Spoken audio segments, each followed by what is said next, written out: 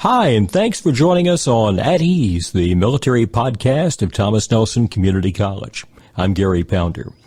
You know, if you've listened to this program for any length of time, you know we're all about providing information on programs and services for the Armed Forces community, especially those relating to education, training, and transitioning from the military. Now, with that in mind, this edition of the pod is going to focus on a new resource for veterans and their families. We're talking about the recently opened Hampton Roads Veterans Employment Center in Newport News.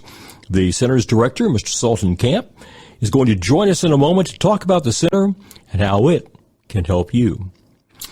But first, a question for all the Airmen and Space Force guardians in the audience. Have you finished your associate's degree with the Community College of the Air Force? Well, if not, what's stopping you?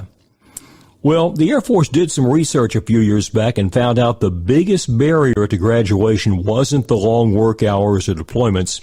It was the 5 general education classes at a civilian college or university that all CCAF students must complete to finish their degree. And that's where we come in. Here at Thomas Nelson, we're one of the newest members of the CCAF GEM program. That makes us a preferred provider of those 5 general ed classes you need to graduate and finish up your CCAF. We have class options in each of the 5 categories. You can choose from in-person, hybrid, or completely online learning, and you'll receive a tuition discount no matter where you're stationed in the Air Force or the Space Force. Make 2022 the year you finally finish your CCAF. You can learn more by contacting the military team at TNCC. Our number is 757-825-2938. Or visit our website at tncc.edu/GEM. That's GEM.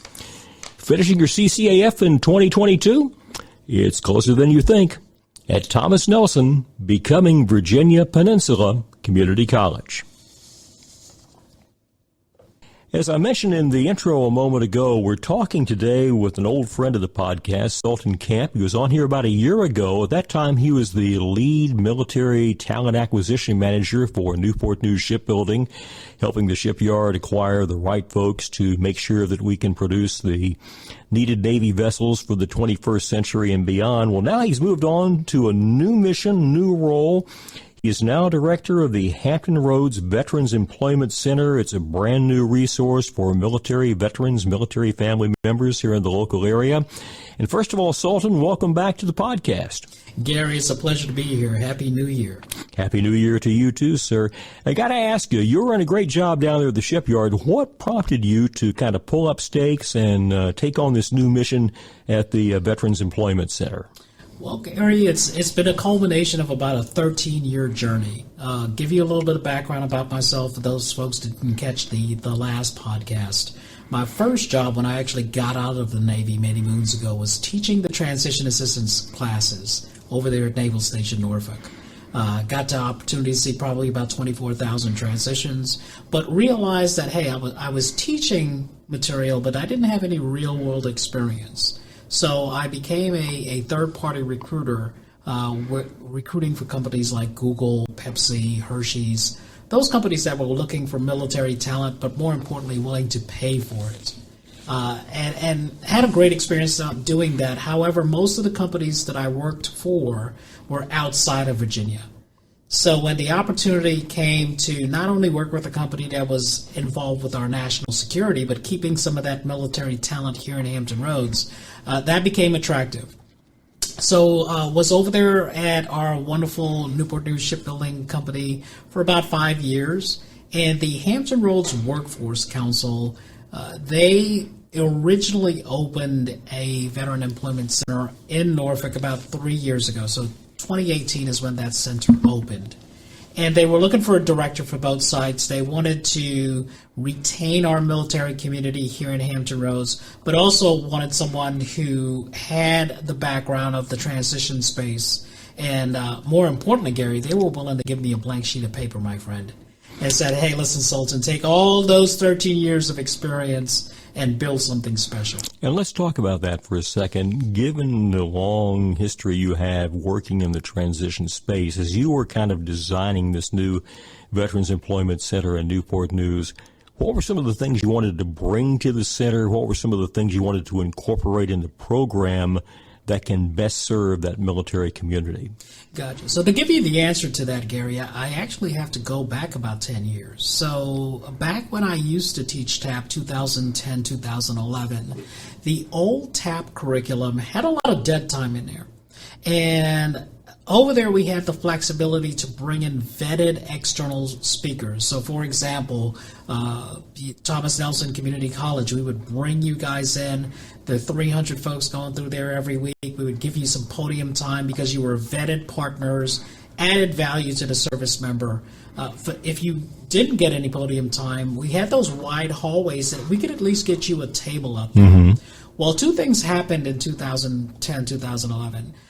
With the new VOW Act, those class sizes got limited to 50. So now 3 classes of 100 became 6 classes of 50, and they had to physically alter the building. So the hallway was now narrow, and the curriculum was bookended from 8 a.m. to 4 p.m. So that dead time went away where we could bring in those external speakers. So you had vetted community partners that lost access to those transitioning service members, and those service members lost access to those providers, those people. I mean, a flyer or a website is not the same thing as that physical party being in front of you. So as we redefined what the centers are, we are there to be the physical one-stop shop outside of the fence line for our military community. So in other words, this is a place where the transitioning military member, usually after they've done the TAP class on base, or maybe before, they could come down to the center, check out the programs and services being offered down there. And let's talk about that for a second again. Outline, if you can, some of the programs and services available through the News Center and Newport News. So we're all about synergy. Gary. So we have 4 major pillars that define our centers. The first pillar is small business and entrepreneurship. So what does that mean? It means that service member or military spouse. So really want to be clear that we serve military spouses, student veterans, transitioning service members, and anyone who's served. Because, unfortunately, a lot of our veterans don't self-classify as veterans. They say, hey, I only did 4 years. I'm not a veteran. So that's why we're a little bit distinctive on that language. So if you had a military spouse, a veteran that's been to Boots to Business, they've done a lot of the kindergarten stuff because they want to open a business. Every first Monday of the month, we've got those physical partners, SCORE, that Hampton Roads VBOC, Chamber of Commerce, that person actually available from 8:30 in the morning till 4:30 in the afternoon to take your business to that next level. Our second pillar is employment. What does that mean? That means that every single Tuesday, we've got 4 employers in our Newport News location and 2 on the south side that are physically present. So now people don't even have to look at their calendars to see when the next military job fair, et cetera, et cetera. They know that every single Tuesday they can go and increase their professional network. If they're still transitioning out, it means that if you just stop by the center 1 time per week, at the end of the month, you've expanded your network by 16 employers. Now, very quickly, who are some of the employers that are coming into the center every Tuesday? And you mentioned synergy, the fact that there is coordination between the center and Newport News and the center and Norfolk. How do you guys balance it out so that, again, you know, an employer, I guess, will be at Newport News on a certain day and in Norfolk on a certain day? And again, how do you make the programming mesh to best serve that military population? Yeah, great question, Gary. So we went through a pretty methodical process in selecting who we invited in. The first step is that company has to be V3 certified, or at least started the process. And explain quickly, what is V3 certified here in Virginia? So the Virginia Department of Veterans Services has a V3 certification process. It stands for Virginia Values Veterans. They go through some initial training with our regional coordinator, who's Mark Bielman. And after they've completed that certification process, they essentially take a non-binding oath to report how many hires they do during the year. So that's the critical step. That's our vetting process. Once that company has started the process or is already V3 certified, the next criteria, Gary, is are they engaged? We just don't want someone with an emblem on their site saying, hey, we're V3 certified. I get with my colleagues, the leavers and DevOps, the local veteran employment representatives, and I ask them, hey, who shows up to the job fairs? Who participates in employer panels? They get head-of-the-line privileges. So yesterday, which was the first Tuesday of the month, we had the Newport News Shipbuilding there. We had Oceaneering. We had Greg Garrett Realty there. So a really diverse pool. But to answer your question, they are V3 certified companies, and they have the commitment and the passion for our military community. And we should point out, too, that Thomas Nelson Community College, we're very proud to be a V3 certified business as well. And it's a great program, been around for a number of years now, and the number of companies that have signed up and are active in the program is really amazing.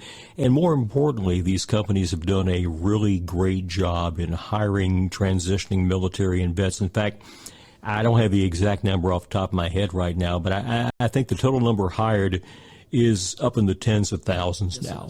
And again, this has just been a tremendous success, not only for the military and veteran community, but for the employers, because they're really getting great workers and great employees. Absolutely. Absolutely. So those Tuesdays are our employment pillar.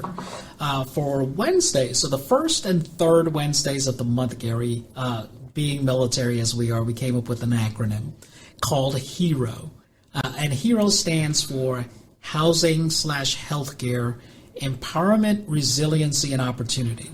So those are our wraparound partners, such as the VA, the Virginia Department for Veterans Services, TRICARE, Mission United, Stop Inc. All of those community partners that deal with the wraparound services are physically present at our building on the two sites on the first and third Wednesdays of the month. Our final pillar is our education and skill bridge pillar. So every first and third Thursday of the month, we have Thomas Nelson Community College, ECPI, ODU, as well as those approved Department of Defense skill bridge programs. So whether it's Onward to Opportunity, we even have the State Representative Al Torres physically in our centers, also with the skill bridge information session. So that's the other component, is we offer workshops that a lot of our resource providers don't offer. We are literally the lighthouse in the ocean of goodwill. All of those vetted community partners are housed internally with us, including the Virginia Employment Commission's leavers and DevOps. So if we do have a service member that is relocating to another area, when they come in, they talk to that leaver or DevOps, and they do the warm handoff. They actually put them on the phone. Hey, you're looking to go back to Texas. Here's my counterpart. Get on the phone with them. So those service members are prepared to return home long before they leave the area. Now, before I go any further, I would be very remiss because we haven't covered a very important fact yet, and that is, where is the center physically located in Newport News? Yeah, so it's really easy. It's on the corner of Thimble Shoals Boulevard and Jefferson. It's in that Wells Fargo building, 600 Thimble Shoals Boulevard. On the south side, we are located on Glen Rock Road. The best way to put it is opposite the Costco down here. So we are located on the second floor. And what is the best way to contact you by phone and also by email? The best way to contact us is to go to our website. Just Google the Hampton Roads Workforce Council. Look for the Veteran Services tab on there. That takes you directly to our website where you can make appointments and see our upcoming schedule. And we'll give you a chance to repeat that contact information toward the end of the podcast. Let's go back to the workshops a moment ago that you were talking about. Give us an idea of what the workshops are all about and the different types of workshops available to folks who are utilizing the Veterans Employment Center.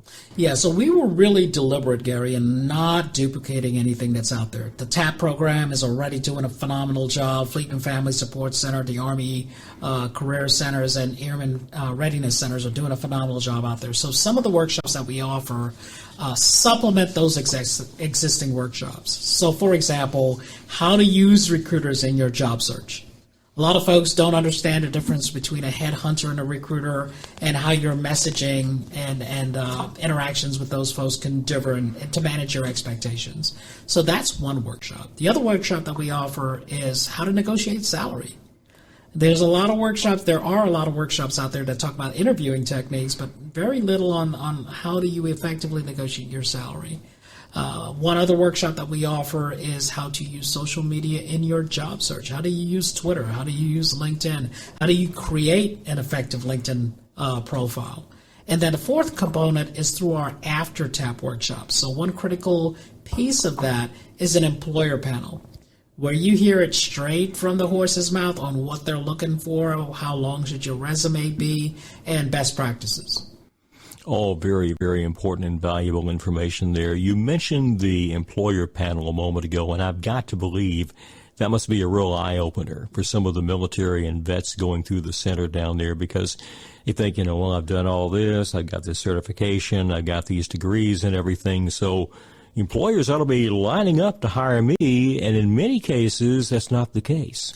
Right. So that's where that critical 1-2 punch comes in. Hopefully that military community service member or military spouse can come in a less confrontative posture on those Tuesdays where we have our talent acquisition folks in, right, to give them that reality check of, okay, more conversational. They don't have 10, 15 people waiting behind them to talk to the next person.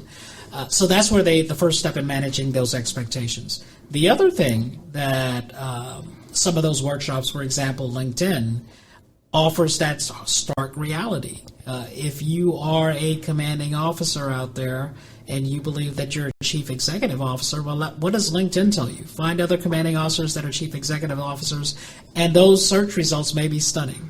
Mm-hmm. So to your point, the employer panel is kind of like the cherry on top. Okay, this is what the Veteran Employment Center's team told me. Here's what my research has uncovered. Now let me hear it from the horse's mouth. Is it real? And they validate a lot of those preconceptions. I'm kind of curious, what kind of feedback do you get from military and vets who go through that process, who think, I'm in pretty good shape, I've got, attractive skills and a resume and everything, and then they kind of bump up against reality? What kind of feedback do you get from them? And I'm sure you must hear, wow, that was really valuable, and maybe I'm not quite as prepared. Maybe I need to do some more polishing before I really begin that job search in earnest. Great question, Gary. So generally, it's the first time that a lot of our fellow veterans feel vulnerable, mm-hmm. especially our more successful ones, because, over the course of 20, 25, 30 years, you've been very, very successful. And now there's a sense of vulnerability. I know the uniform. I know how to succeed in here. And now I'm faced with information that I may not necessarily like. There's two categories of folks out there. That may lead to paralysis and, for lack of a better term, procrastination. And there are folks that lean into it. Okay, I know that I need to do some heavy lifting. And only 10% of those folks will actually do that. Mm-hmm. 90% are going to sit back and procrastinate and put it off until the last possible moment. But the good thing is those 10% of folks who lean forward into it, employers are generally asking me, Sultan, send me 6 more just like that person. Yeah. And for those who lean into it, what are the biggest adjustments you find they have to make to really, I guess you might say, align what they're offering in terms of skills, background, resume with what that employer is looking for? The best way to put it is that they have to be willing, Gary, to let go of who they are to be something different, what they're going to become. So they have to really, nothing against your achievements thus far, but figure out what are employers looking for, and then what are you going to start doing to be that product that they want.